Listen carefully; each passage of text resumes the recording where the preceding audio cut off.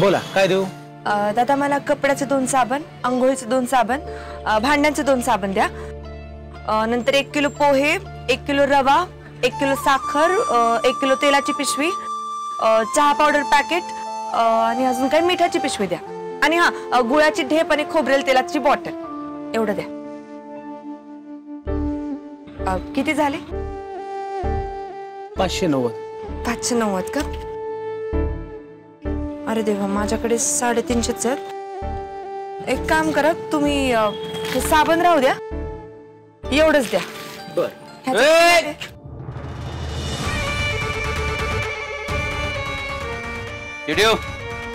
देऊन टाक.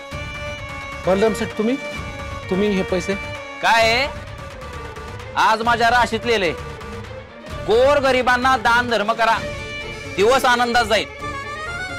पैसे ठेव, सामान देऊन टाक. काही गरज नाहीये, ठेव तुझ्याकडे.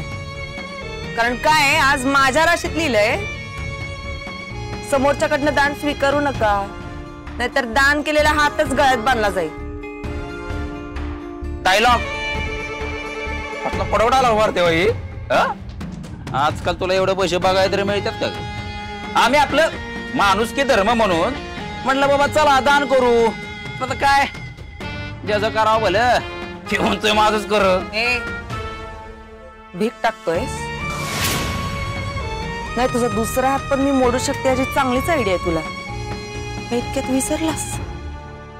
ए बलराम, माझ्या नवऱ्याला तुझे कारनामे कळले ना बलराम, तर झापक काटाव, छातीत दुखायला लागले. अटॅक आला काय मला?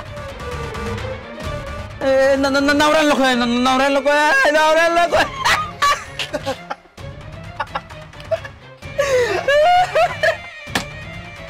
काय नवरा नवरा नवरा लावलंय? तुझा नवरा तुला कुत्र्याची किंमत तर देतो का? अरे सरलोच, बाहेर मर्दपणा दाखवता येत नाही ना, म्हणून मग घरी बायको दाखवायचा. पण याला मर्द कसं म्हणायचं?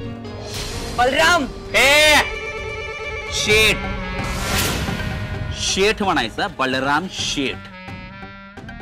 आणि तुझा नवरा एवढाच मर्द आहे ना, त्याला म्हणा आमने सामने लढ.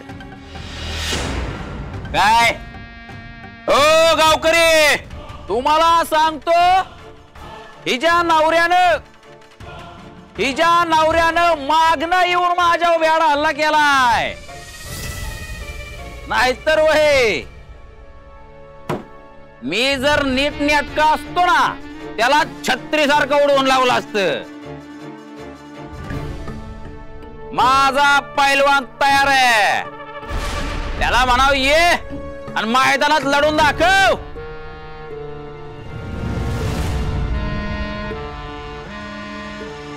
गेल का तो स्पर्धेत भाग?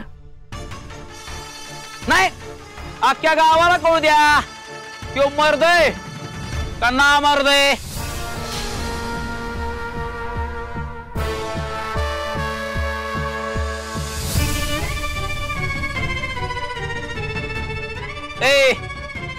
सांगशील ना, नवऱ्याला स्पर्धेत भाग घे, नाही तर त्याला म्हणा छाती गुंतवून घे ना मर्द. काय ना मर्द?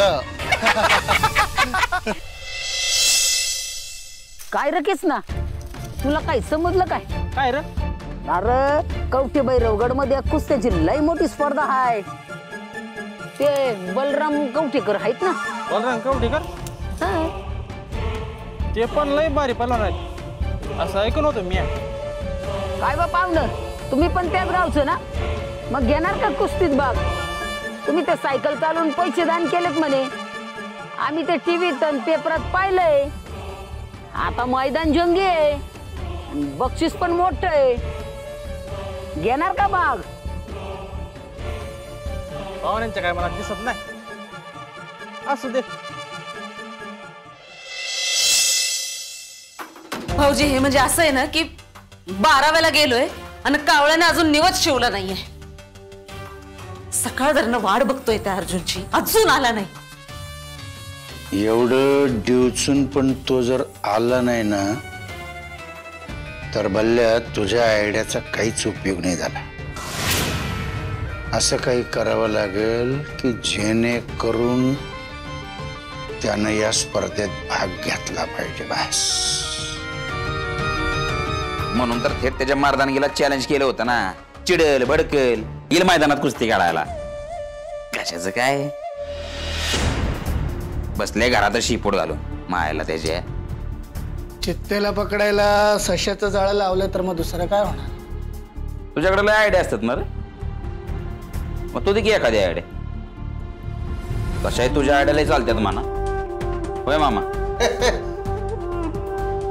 मी आयडिया देण्यापेक्षा आधी स्वतः मधला मूर्खपणा ओळखा. अरे हात बरा आहे ना? सांभाळू ना. कारण ज्याच्या वाट्याला तुम्ही चाललात त्याला तुम्ही पुरतं ओळखलेलं नाहीये आणि निघालात प्लॅन करायला. तुमचं लेक्चर बंद करा. चाललं कुठं ते सांगा. बॅग वगैरे घेऊन. काही नाही ग, घरात बसू बसू जरा कंटाळा आला होता, म्हटलं यावं फिरून, म्हणून चाललोय जरा 2-3 दिवस बाहेर काढ. म्हटलं तुला सांगून जावं तर तू खोलीत नाहीस. म्हटलं की नाही तुमची बिनकामाची खलबत सुरू असतील ना, म्हणून शोधत शोधत इथं. चला येतो. एवढं काय महत्वाचं काम? मामा, सगळंच बोलून दाखवायचं नसतं, करूनही दाखवायचं असतं.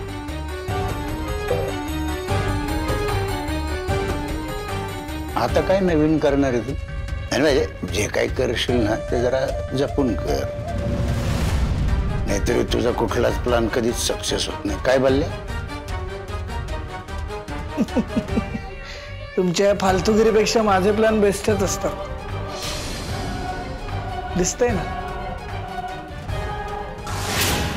आणि मामा वेळच सांगेल सगळं. आणि तुमचे भातुकलीचे खेळ सुरू राहू द्या. ऑल द बेस्ट मामा. चला नंदा येतो.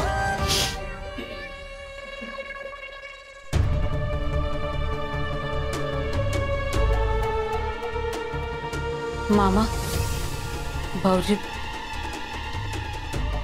हे बोलतायत ना ते अगदी बरोबर आहे. आपण त्या अर्जुनला अजून पुरता ओळखू शकलो नाही.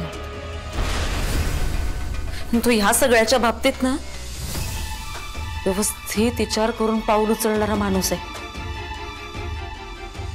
नाही, आपल्याला आपली चाल बदलावी लागेल.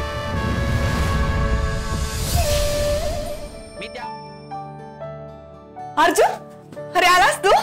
अरे तुला अया पगार झाला? थांब देवा पुढे ठेवते. हा